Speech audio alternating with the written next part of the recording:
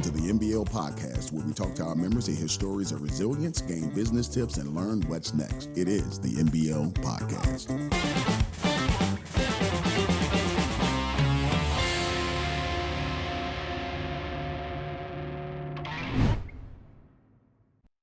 What's going on, Richmond, Virginia? Is yours truly, Micah White, Vice President of Development for the Metropolitan Business League, and you are here with the MBL podcast. Today, I have two absolutely incredible guests to share with us, to talk about how they even got together, and to talk about the impact that they're having on the Richmond, Virginia market. Ladies and gentlemen, welcome Adrienne and Melody. How y'all doing? We are good. Y'all look good. I love it. So let's just get started by introducing yourself, talk about where you're from, and I'll ask even a caveat question. Your name, where you're from, and your favorite musical artist that you would go see, dead or alive, if you could. We'll start with Adrienne. Oh man, that's rough. Okay, so I'm Adrienne Cole Johnson, half of the Richmond Night Market. I'm born and raised in Richmond, Virginia. I'm actually from the South Side, but I've moved around a bit. That's a part of Melodies in our story. Favorite artists? There's so many. Got one ticket. What genre? You got to narrow it. Like we're talking soul, R&B, soul, funk, R&B. Let's put those in a cluster. Dead or alive? This is like pressure for me. But the first person that came to my mind is I would see Erykah Badu every single day if I could. Like her overall aura is my vibe. And I feel like her music has led me through different stages of life. So I would just rock with Erykah. Okay. Melody, introduce yourself, tell the people, and who's your artist? Melody Short, native of Richmond, Virginia, and mine is and forever will be Layla Hathaway. Oh, Layla. I knew her answer. Love Layla. She was here at Jazz Fest. I was like, I didn't even see any of those people that were around me. I'm like, that's my girl. How many times have you seen her? Not enough. Maybe like 7. Okay. That's it. But I would listen. I love me some Layla. Wow. So quick Layla story. So I hosted the Dominion stage where Layla was, and I wanted to go up there and just remind her of something. I was on the Tom Joyner cruise, and there's a night on Saturday night where everybody, all the comedians, do comedy one after another. That's right. I'm walking past the ship. I'm walking through the ship, walking past Layla. She's sitting there with her security guard. Her security guard comes and grabs me like, "Hey, do you have a minute to speak with Miss Hathaway?" I'm like, "Dude, I can spend the rest of this trip on the ship with this young lady." I walk over and she says to me, "Tonight you were my favorite comedian." And it did everything that I needed to have done for me in that moment. Because the comedians were very well-known comedians. Yeah. And I am this accomplished yet unknown comparatively speaking. So that was everything. So Layla, that's my girl. That's my girl. I love it. So I encountered the two of you at Artisan Cafe, or Artisan, was it Cafe? Artisan Cafe, yes, years ago at Stony Point. Let's talk about real quick, how did you all come together as a team? Was it sort of organic? Was it intentional? How did this happen? Well, I relocated back to Richmond. It may have been 14 years ago now. Okay. And my best friend, Lenise, invited me to an event happening here in Shackel Bottom, actually. And it was Adrienne's event. And so although we both grew up in Richmond, we didn't cross paths, not that we have ever. Yeah, and went to the event, and I'm back here, having lived in Brooklyn. I'm like, so slow. Yeah. I'm only here for a short while. I was still working in D.C., literally commuting 5 days a week, because I'm like, I'm only here because I need to, be here with my daughter. But went to the event, and it was just something about Adrienne. I was like, it's not giving Richmond. And this, I love my hometown, but it was given like somebody that was not either from Richmond or had definitely lived elsewhere. And I noticed how people gravitated to Adrienne, which is still the case. To me, that just represented a safe space, a trusted source. And I never heard a bad thing about her in this city. And so I wanted to be able to create some experiences here in Richmond that reminded me of experiences that I had living in Brooklyn and DC, Baltimore, that was fully inclusive. So in the art space, but that represented and gave opportunity to women and Black folk.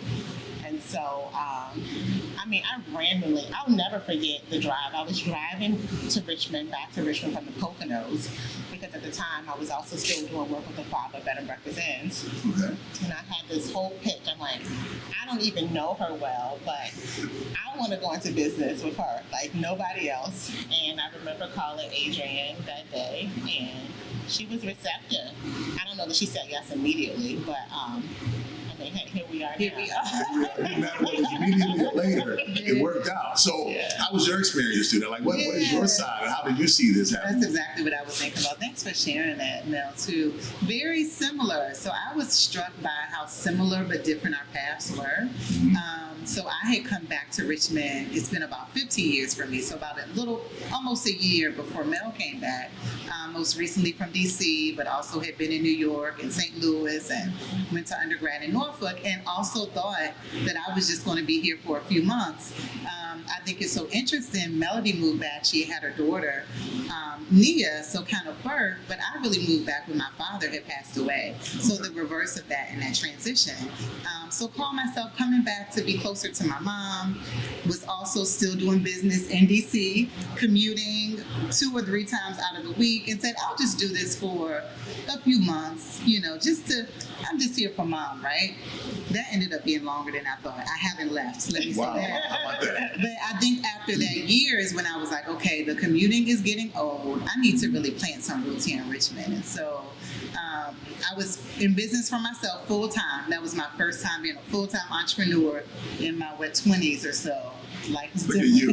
Life was different. I thought I was doing my thing. There's a lot of bravery, ladies and gentlemen. Yeah, but that's another conversation. Doing it different this time. But, so I wanted to start having social experiences. So I started this, that, and the third event. I remember doing the party down here where I met Melody. And for me, it was twofold. Wanting to reintroduce myself to a city that I knew as a youth, but it's different as an adult. But also introducing myself to new potential clients. And so when Melody reached out, it was perfect. Lanice was one of my close friends from middle school as well, so there was a trusted connection that was made. We both had an affinity for jewelry and art and all of the things, and it really come to that in different ways. And so I remember we decided we'll do just the first event. We'll just kind of do the first one, see how it goes. I don't think Melody had really partnered with a lot of people, and I knew this was like her baby. And I partnered with people as needed, but not real firm. But I remember the first event, December of 2012. 2012, I think, in December 2012. And I remember us looking at each other like, wow, like this is it. Like this is magical. Like this is bringing back. What was the first event? It was at, what was the place? Art Space or Art Arts? Art Space. It's over where Plant Zero is, but next door. It was a smaller gallery. Art Space feels like it. And so they had galleries inside the space, and we just rented one of the galleries because our experience had been, Black folks didn't really feel comfortable unless you were a Black person of a certain status, right, going into gallery spaces, going into art museums. They feel like they belong. Very different from us. We were like, I belong everywhere. Right, right, as we do. Right, and so we said, let's rent this gallery. Let's bring in a mixed bag of artisans, makers, creators, some local, some from out of town, which was super attractive because what it allowed was for us to introduce artists, which we consider business owners, to our market.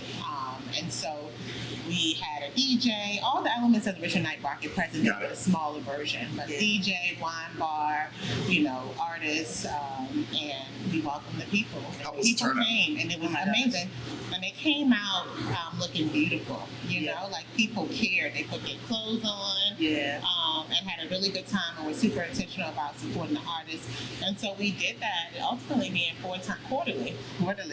And about 1,000 people for the first event because I had the clicker. And I remember, I have a picture with me in this clicker. It was like 997 or something like that. It's on my Facebook page somewhere. But that was big for Richmond. Yeah. Years ago, right? Because that was when we would drive to DC or drive down to Atlanta even, because the cities in between weren't doing anything. to find goods that we wanted or to have these social experiences. And so it was really important for us to provide something that was soulful and artful in Richmond as natives. And like, you can do this at home, right? Like, you don't have to go far. The other thing that's so special, not even was, but that is so special about what we do, changing the perspective of what's beautiful. Right. And what's artful, right. And who's the up and coming visual artist, right? Who is a beautiful, jewelry designer? Richmond was really branding itself as this art city, but I didn't see myself in a lot of the traditional art spaces, and so I feel like through Artisan Cafe, we really kind of redefined that definition of what's beautiful and what we attract to, and really the soul of that is what's really kept us through, I guess, over a decade that we've been working together. So I'll share when I first encountered Artisan Cafe. I was walking through, and neither of you were there. And I spoke with the woman who was working there today, and I was like, who does this art? So one artist, you're like, no, it's community. It's a lot of different artists, blah, blah, blah. And I'm like, oh, this is awesome. I'm like, well, and then she was like, they're alive. Like, these are people that are living and walking. But then when she said they were Black, that literally changed my whole perspective to the point that you made. It made an impact that I would have really never thought about when it comes to those type spaces. So I came back to I believe it was a Christmas event that you all were having at Artisan. And then that's when I first encountered the two of you. Okay. And I was like, not only is this blessing, the people that run this dope too. Like this is, it's not something, I didn't feel like it was something that was above me. I felt like it was somewhere I belonged. To the point that you just made, I feel like it was somewhere that I belonged that I never would have thought I belonged in. So when you think about that, curating a type of space like that, what were you, and this might be an obvious question, but what were you very intentional about to make sure people understood on both sides, the community as well as the artist? I'll jump in first. I mean, belonging and community is really core to what we do and who we are. And so when you think about all the aspects, such as what Melody mentioned, you could have just visioned a party, a DJ. We need some music to get some movement, lighten up the energy. There's always entertainment, for people to engage with. We always think about the babies. We always think about children when we're programming as much as we think about adults into the bar and all of the food and the other aspects. And so even with our work with Richmond Night Market, outside of the commerce, the goal is to really keep people in Chaco for a while, right? And so are you just coming in to shop, or are you stopping into a restaurant? Are you meeting with your friends? Are you really kind of making place with others? So always being intentional about, and then even as Black women, right? Like, we nurture, we gather. That's what we do. So I think there's always been a significant sense of gathering in our work, community facing.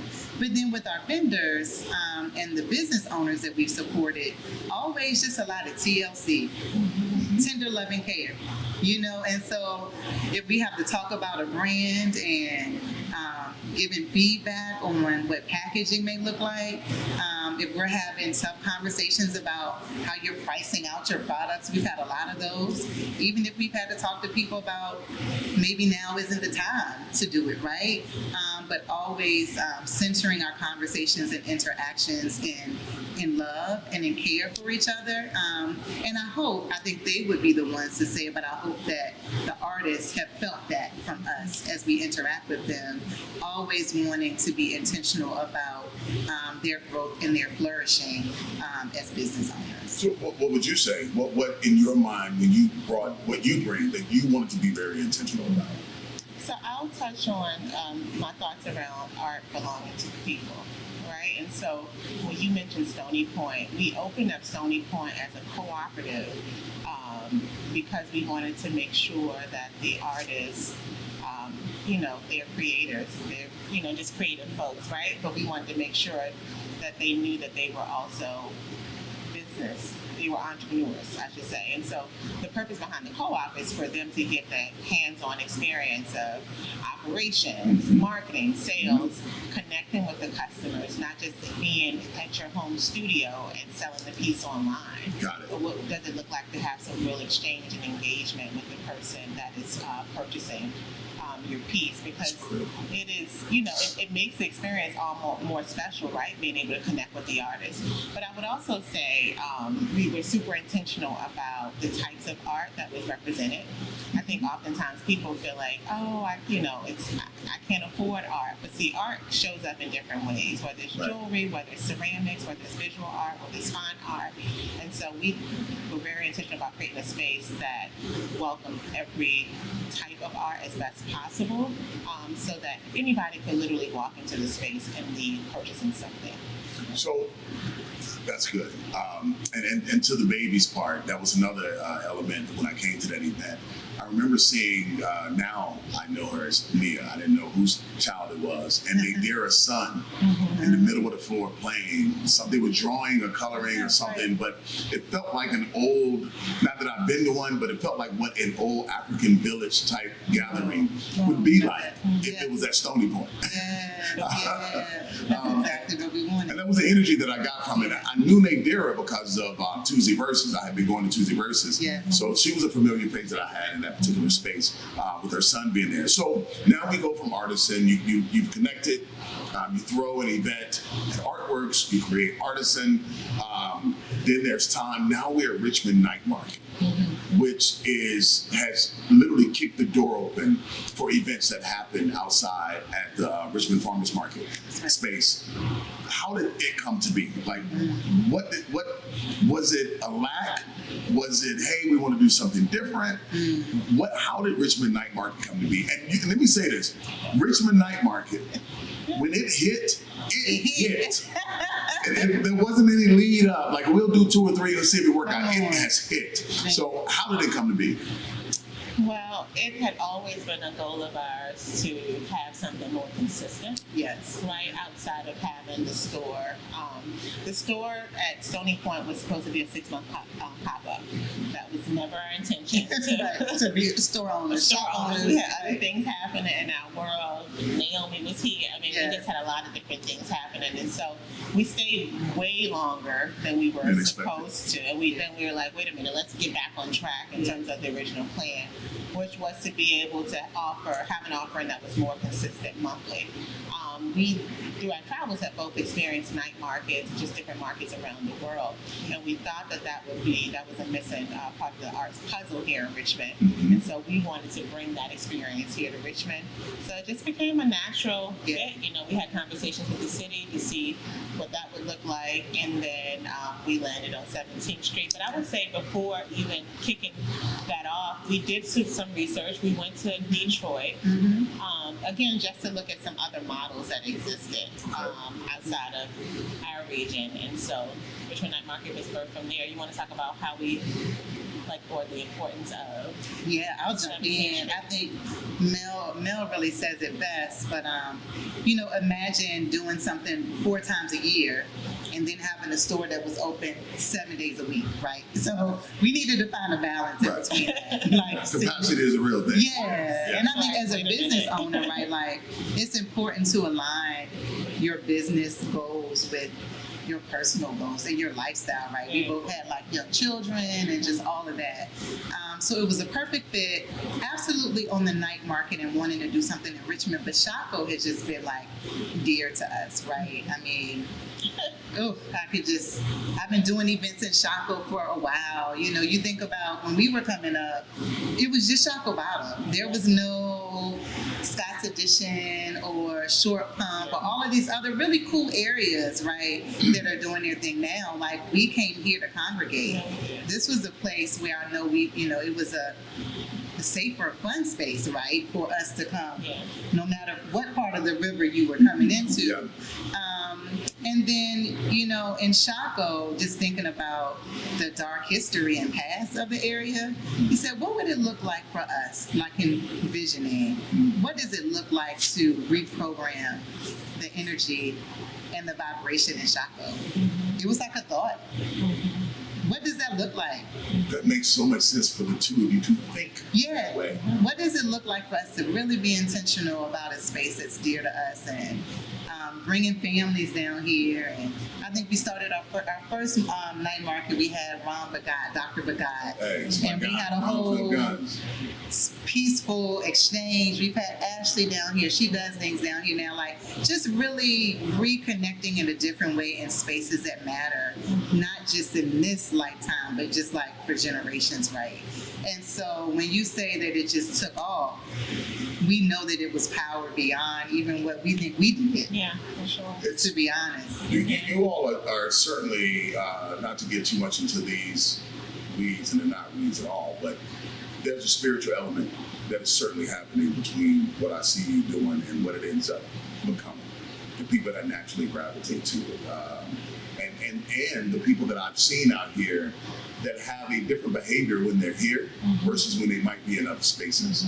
It's an element of astuteness that I love to see us have. And you're curating that kind of space, and it doesn't make us feel out of the box. It makes us feel like we belong. You know, this is how I want to walk every day. If I can just have the environment that allows me to be this way, I'll be there every day. So you all create that. So if I'm a vendor and I want to become a part of Richmond Night Market, what are the steps? Wow. So we have a general application. You know, a lot of vendors, some have been with us from day one, and some are like, it's my first time, I'm new and I'm budding. So they fill out an application. We ask some general questions. Are you on social media? Can you send us pictures of your work? Do you have varied price points? And we kind of look at that. We're really intentional about curating our experiences. And so you'll never come to a night market where it's too much of the same thing, right? So sometimes it's a no just because we've already got two other people doing this thing, and we want you to be successful, you know, financially. But we are really intentional about curating the various businesses that will be there. So that's a part of it too. We do a lot of touch points. I think I've been told that we do a bit more than most, making sure that businesses feel prepared, whether it's with marketing, whether it's with setup, just really looking at all the different perspectives and kind of senses of, you know, when you're showing your product and business. And so we really try to prep them before the event. And then day of, you know, they're set up and it just kind of comes alive for the day. But it's a lot of steps in between then, I think, before someone kind of gets to the main stage of participating. So what if you are, so that's the vendor side, what if you are an entertainer? Because with our band, we've had the privilege of being able to be a part of Richmond Night Market, other bands, Legacy, and so many dope artists, DJs. If you're an entertainer, how do they, you know, engage and become a part, or get on your radar to become a part of Richmond Night Market? So Richmond Night Market, it really is a home for art in all of its forms, so performing arts as well. On our main stage is where, on occasion, we may have a host, but we always feature our DJ. I like to say they provide the soundtrack of the evening. For the evening, we have a featured band, and all of this is free. You can come and experience, you know, the arts, you know, at no cost to you to come into the space, but we do surely encourage you to patronize the vendors that are here, right? But yeah, if you want to participate on the programming side, on the as a main stage artist, or in our maker space as you know, engaging in live art activation, we have a programming manager, Tisha, and so you should be on our radar. That really is it. You know, she is really, you know, tapped into what's happening on the scene. But for those that may be new to our area, who may not have heard of the Richmond Night Market, we just welcome you to go to our website, richmondnightmarketva.com, and you can submit a request to say that you're interested in being part of the programming, feature programming, and we'll engage in conversation that way. We really want it to be a platform for artists to showcase their talents. So whatever the artistic talent is. It's not difficult, really, to, you know, just have some talent, though. And be consistent. You know, we try to have folks, when, you know, on the main stage that have a name, may have a bit of a draw, or at least they're consistently showcasing who they are and what they do. Because I think everything is, even as I'm listening to us, it's always been about like collaboration and that village and working together. So we're gonna push and promote, but we need you to do that too.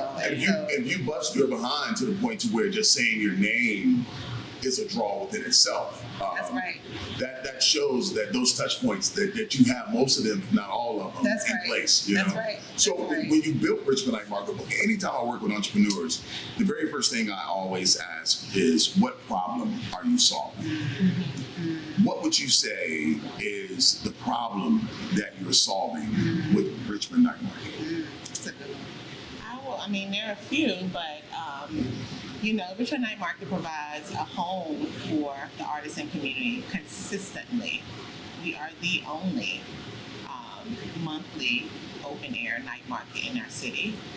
And we're happy that as a result of the launch of the night market, it has opened up and kind of planted seeds for others to make use of 1717, but also for others to make use of outdoor spaces around our city. So that's one thing. Our artists can, count this as an opportunity to connect with their customers monthly, consistently. A large majority of them don't have home studios. Right, so this takes away the overhead costs of renting a studio, right? But it still gives them the opportunity to connect with the customer, which is typically what the studio offers. And so I'd like to consider it an incubator of sorts that for the artist community. No, I agree. Yeah. What problem you say? I love that. I do too. I don't know. I think about awareness and access and opportunities, right? I think about, some of the newer artists that may not have had a sense of belonging, whether in the gallery or the studio or another traditional market, right? I think we really have created a space that feels different, and I think that works for artists, but I think it also is for consumers. I'm thinking about one of our early markets, and we would just get feedback from folks, and people would leave quotes. And someone said, one of the ones I remember, Richmond Night Market displays the diversity that no one knew Richmond had, right? I talked to a girlfriend who came down, and she was like, I had an amazing conversation with it was a gentleman that was in transition, homeless, didn't have a place to live. I had an amazing conversation with him. I don't think I ever would have had the opportunity, to have a conversation if I hadn't been here and wasn't in a safe space, right? And so I think we're solving for a sense of belonging, and I think warmth and community building also that's been needed for folks who just come out, that just want to hang, but then also for the business owners too, to find a space for themselves where I feel like they'll be held in a way. And I keep going back to care, but they're cared for. Thinking the same thing. Yeah. Care and love. I mean, we have gone to City Hall and helped people fill out business licenses, right? We've connected people to marketing resources. It's so much. We always say it's more than a market. Yeah. It's more than a market. So really the access, awareness, and opportunities, I think, is something that we're solving for in a grander way. Three of the pillars that we function and focus on with MBL is education, procurement, and capital access. Yes. The education being foundational. One thing that I see from my perspective on the outside looking in at Richmond Night Market is sometimes you're going to have businesses, for example, case in point, I'm talking with someone at the last Richmond Night Market, a young lady, she's like, I want to have a store. And her dad was like, well, I'm going to bring you out here first to see if you can function in this space for a couple of hours to even know if a store is what you want. That's right. Then by the end of the night, her dad was like, well, do you still want a store? Yeah, I really want a store now. Okay. I get more people. So those are platforms that you have for people that are simple right now that might have dreams that are way out there. Yes. But they feel like they can function in this space, or the opposite. I want a store. I come here and realize, you know what? Maybe that's not it. Maybe this is just where I need to be. That's right. That's right. So I see a lot of issues that are being resolved. I also see the issue because most of the people that shop here are African American people. They're Black folk. The Black dollar staying in the Black community. It's a Black folk coming to a space curated by Black people, spending money with other Black businesses. Not a lot of that connectivity is happening around our city. That's right. Intentionally and consistently. That's right. So I see that being another issue that you all are attacking. Final statements, and here's my final question for both of you. Both of you with Richmond Night Market entrepreneurs, but also outside and individually, you do your own things. What is the one thing that you would tell an up-and-coming entrepreneur that they must focus on for success? What is a must? There are many, but what is the one that you would pull out that you would share with the population that might be listening that's trying to figure their way through this entrepreneurial journey? Community. I think, and I'm part of the folks that say capital access all the time, but I would say, and that's obvious, but I would say community, I think is super important for you to make sure you're part of community because it allows you to develop out your network as an entrepreneur. And that network is going to be everything. You don't want to feel like you're on an island alone as an entrepreneur.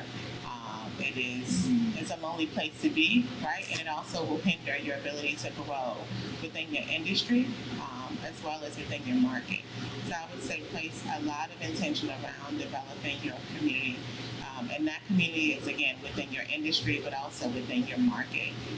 The more people that know about you and that you're connected with, it allows you to just be able to flourish a bit more. And, you know, as an entrepreneur, you have your highs and your lows, but community is ultimately what carries. And I'll just speak for myself. It has carried me in hard moments. I love it. So just really making sure you come out of, and I think oftentimes artists, because you're creative, you kind of like stay to yourself in spaces because you're like just creating. But I love to encourage and welcome artists into spaces where they're development folks or where they're foundation staff members, just so they can have the opportunity to connect, learn, and ultimately you'll grow through that network. That's good. Community, that's fully in alignment with I preach, teach, being relational, not transactional. That's right. Super important. And in a city like Richmond, Virginia, which is more of a town than a city, That's right. it is imperative that you be relational. Super important. Yeah. What would you say? Number one thing, one thing. There are many, I know. but what's the one thing you would pull out? I never like to decide. I'm going this and that. What came to me is like belief, the like deep self-belief. Like you have to believe in who you are, what your capabilities are, and the difference in what your vision can make or your offering can make to the world. There are days and you might just have yourself, right? Don't assume your mama and daddy and all the best friends are going to be there and show up and have the same kind of energy that you have for your business. And so I think that self-belief has to be consistent. I think that will feed into a spirit of perseverance also, but just believing in what you do. Entrepreneurship and business ownership is such an opportunity. It's an opportunity to like something that maybe you dream about or you imagine. It's a chance to like bring it to life, right? Right. And so I think when you view it as an opportunity, not as a chore, not as, oh, well, somebody else is doing this, maybe I'll do it too. Right. When you realize it as an opportunity and you match that with the belief that, yes, I can do this and I do have a unique offering for the world, I think that's where all the magic comes, right? I love it. Yeah. And there's a statement that I read once, and because, as an entertainer, as an entrepreneur, I would start these shows, and I always wanted my cousins and all of them to come to the show. And then when they wouldn't, I'd be upset with them. Like, you know, your cousin, why didn't you come to the show? But it was a statement that I read that said, quite often, your friends and family won't support you until strangers start to celebrate you. And that has stuck with me forever. So the thing is, it's not to make your friends and family your support system. It's to go out and find true customers, true consumers. That's right. And once that happens, all your cousins are going to want to be your cousin. Yeah, because you're that cousin, right? They don't always want to be. And you're not in these streets. Yeah. So, and I know that was the last question, but just last statement from both of you. Tell people how they can find you, and also let them know when Richmond Night Markets occur. Okay, so they can find me at Melody Short on IG, Facebook, LinkedIn. Richmond Night Market takes place every second Saturday of the month. Our season runs from April through December. We've made a slight change this year because we have heard the cries of our small business owners, and so we are taking our last market market of the year in December. We are making it a week early, so it will be Saturday, December 2nd, the first Saturday in December. Okay. And we're moving it indoors so that the participating artists can be a bit more comfortable. And so we'll be right inside of Main Street train station. Hey. And so we will double the fun, we'll double the time. It will be 8 hours versus 4. We'll have multiple bands, DJs. We'll have twice the amount of vendors.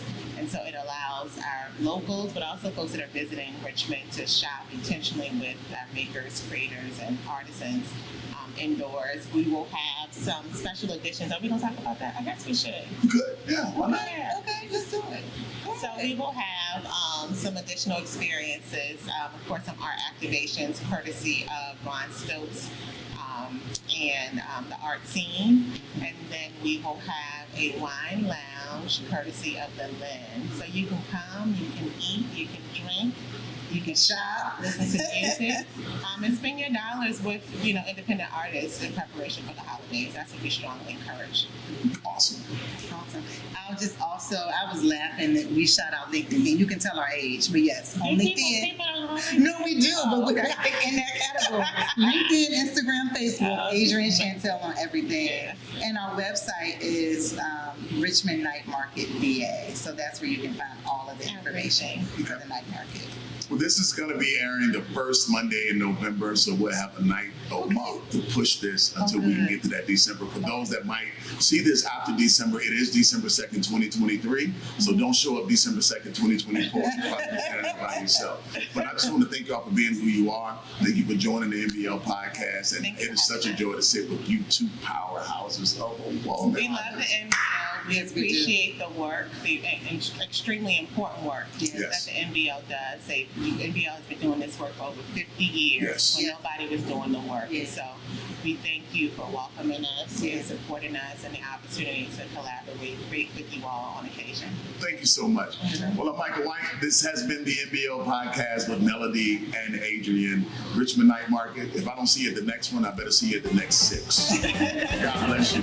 Enjoy your day.